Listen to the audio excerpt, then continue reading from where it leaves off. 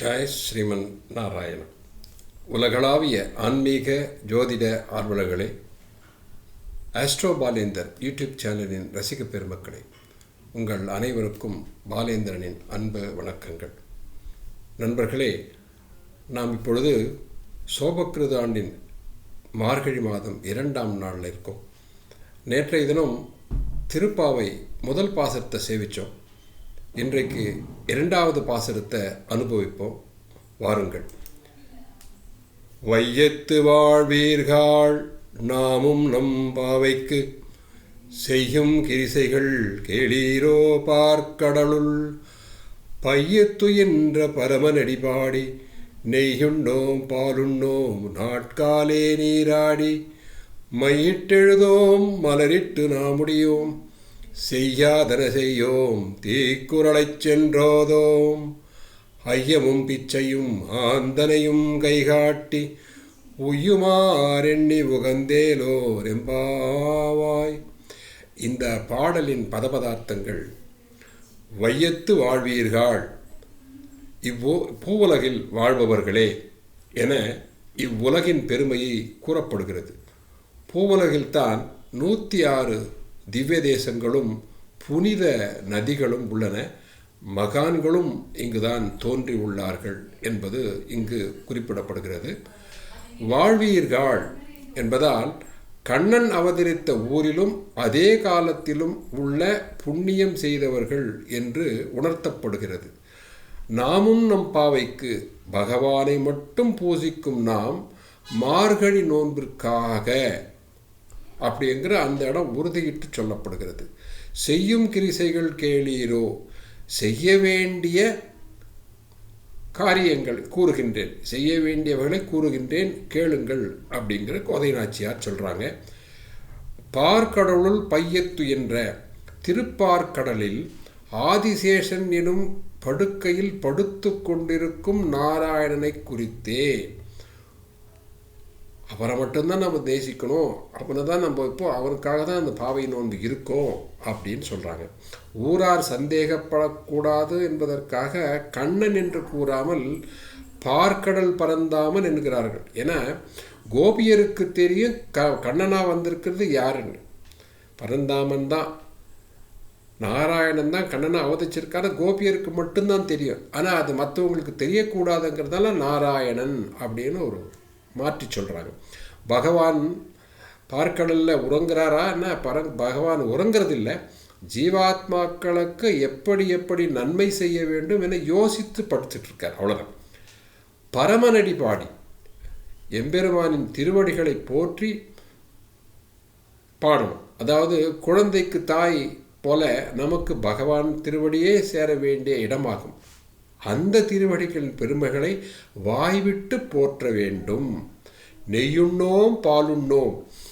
நோன்பின் காலத்தில் நெய் பால் போன்ற கொழுப்பு அதிகமாக சேரக்கூடிய பதார்த்தங்களை உண்ணக்கூடாது, அதை தவிர்க்க வேண்டும். அப்பொழுதுதான் நமது மனம் ஒருமுகப்பட்டு ஆண்டவனை தியானிக்கும் என்பதற்காக இந்த வார்த்தையை சொல்லியிருக்காங்க. நாற்காலே நீராடி, அதாவது நாற்காலே நீராடி என்பது பிரம்ம முகூர்த்தத்தில் சூரியன் உதிப்பதற்கு முன்பே குளித்து விட வேண்டும் அப்படிங்கிற கருத்தையும் இங்கே பிராட்டி அந்த காலத்திலேயே சொல்லியிருக்காங்க. மையிட்டெழுதோம் என்பது கண்களுக்கு அலங்காரமாக மையிட்டு கொள்ள வேண்டாம். ஆடை அலங்காரங்கள் மனம் செல்லக்கூடாது.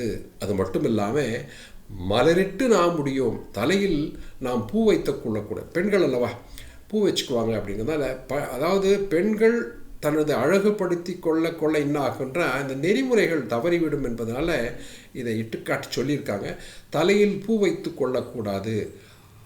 அந்த மலர்களை பரமனுக்கே கொடுக்க வேண்டும், எம்பெருமானுக்கே சமர்ப்பிக்க வேண்டும் அப்படின்னு சொல்கிறாங்க. செய்யாதன செய்யும், பெரியவர்களால் விடப்பட்ட செயல்களை செய்யவே கூடாது, அறவே செய்யக்கூடாது. அப்படிப்பட்ட விஷயங்கள் என்னான்னு பார்த்தீங்கன்னா, முக்கியமாக பொய் சொல்கிறது, திருடுவது, பொய் சொல்வது, இந்த விஷயங்கள் எல்லாம் தவிர்க்கணும். அது மட்டுமல்லாது ஐயமும் பிச்சையும், அதாவது இல்லாதவர்களுக்கு, துறவிகளுக்கு, படிப்பவர்களுக்கு கொடுப்பதை ஒரு கடமையாக வச்சுக்கணும். அதாவது ஈவது, தானம் செய்வதை இந்த நோன்பின் காலத்தில் முக்கியமான ஒரு விஷயமாக வச்சுக்கணும். அது மட்டும் இல்லாமல் தீக்குறளை சென்றோதும், யார் மனதும் வருத்தமடையும்படியாக பேசவே கூடாது. அதாவது ஒரு வார்த்தை, ஒரு மனிதனுடைய வாயில் வரக்கூடிய வார்த்தையானது தவறான வார்த்தைகள் மற்றவர்கள் மனம் புண்படக்கூடாது. அது நோன்பின் காலத்தில் முக்கியமாக பார்க்க வேண்டிய ஒரு கட்டாயமான ஒரு நிபந்தனையாக இங்கே சொல்லியிருக்காங்க. ஆந்தனையும் கை காட்டி, அதாவது இந்த பொருள்களை வாங்குறாங்க இல்லைங்களா, அந்த பொருள்களை வாங்குறவங்க போதும் என்று திருப்தி அடையக்கூடிய அளவுக்கு பொருள் கொடுக்கணுமா. இந்த தானம்ங்கிறது போகிறோமா நம்ம நினைக்கக்கூடாது. அவங்களா போகிறோம் கிடைச்சது போகிறோம் அப்படின்னு சொல்கிற அளவுக்கு தானம் பண்ணணும் நோன்பின் காலத்தில் அப்படின்னு சொல்கிறாங்க. உய்யுமாறு எண்ணி உகந்தேலோர் எம்பாவாய், நாம் நற்பலனை பெறும்படியாக மேற்கூறியவற்றை மகிழ்ச்சியுடன் செய்ய வேண்டும் எனப்பட்டது. கருத்து, இந்த பாடலின் கருத்து, மொத்த கருத்து பார்த்தோம்னா, நோன்பு என்றால் செய்யக்கூடியவை செய்யக்கூடாதவை இரண்டும், இந்த இரண்டையும் உணர்த்துகிறாள் கோதை நாச்சியார். இப்போ செய்யக்கூடியவை என்னன்னு பார்த்தோம்னா, பரமநடி பாடுதல், காலையிலே எழுந்து குளிக்கிறது, தான தர்மங்கள் செய்வது, இந்த 3 விஷயங்களை முக்கியமாக கடைப்பிடிக்கணும். செய்யக்கூடாதவைகள் என்ன அப்படிங்கிறதையும் நாச்சியார் பட்டியலிடுறாங்க. 4 விஷயங்களை சொல்கிறாங்க. நெய், பால், அந்த மாதிரி கொழுப்பு விஷயங்களை சாப்பிடக்கூடாது, மையிடுதல் கூடாது, மலரிடுதல் கூடாது, தீய சொற்களை, தீயவைகளை செய்யாதிருக்கணும், தீய சொற்களை பேசாதிருக்கணும் அப்படின்னு சொல்கிறாங்க. இந்த மிக உயர்ந்த பூவுலகில் இருக்கும் பெருமை கொண்ட நாம் இவ்வாறு நோன்பை மகிழ்ச்சியுடன் கடைபிடித்தால் மிக உயர்ந்த நன்மைகள் கிடைக்கும். இக்கட்டுப்பாடுகள் இருந்தால் ஒழிய மனம் ஒரு நிலையில் நிற்காது, அலைபாய்ந்து கொண்டே இருக்கும் என்பதை இங்கு பிராட்டியார் அழகாக சொல்லியிருக்காங்க.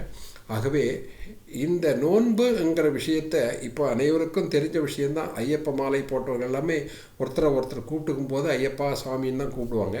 அதே மாதிரி நல்ல விஷயங்களே செய்யணுங்கிறது ஐயப்ப மாலை போட்டவர்களும் நீங்கள் பழக்கத்தில் பார்த்துக்கிட்டு இருப்பீங்க. அந்த தான் அந்த காலத்திலேயே பிராட்டி சொல்லியிருக்காங்க. இந்த பண்பாடுகள் தான் இன்றைக்கும் இந்த நோன்பின் காலத்தில் நாம் அதை கடைப்பிடிச்சிக்கிட்டு இருக்கோம் அப்படிங்கிறது புரிஞ்சுக்கலாம். அந்த அளவில் இந்த நோன்பின் காலத்தை நாம் கடைப்பிடிப்போம் என்று சொல்லி மீண்டும் இந்த ஒரு பாடலை ஒன்ஸ் அகைன் மீண்டும் செய்விப்போம். வையத்து வாழ்வீர்கள் நாமும் நம் பாவைக்கு செய்யும் கிரிசைகள் கேளீரோ பார்க்கடலுள் பையத்து என்ற பரமனடி பாடினை எண்ணோம் பாலுண்ணோம் நாட்காலே நீராடி மையிட்டெழுதோம் மலரிட்டு நாமுடியோம் செய்யாதனச் செய்யோம் தீக்குறளைச் சென்றோதோம் ஐயமும் பிச்சையும் ஆந்தனையும் கைகாட்டி உய்யுமாறெண்ணி உகந்தேலோர் எம்பாவாய் என்ற அளவில் இந்த 2வது பாசுரத்தை இன்றைக்கி நிறைவு செஞ்சுருக்கோம். நண்பர்களே, இந்த channel, YouTube channel astro Balendar YouTube சேனலை அனைவருக்கும் பகிருங்கள், ஷேர் செய்யுங்க, இல்லை சப்ஸ்கிரைப் பண்ணுங்க என்று கேட்டு அமைகின்றேன். நாளை 3வது பாசுரத்தில் சந்திக்கின்றோம். வாழ்த்துக்கள். வாழ்க வளமுடன்.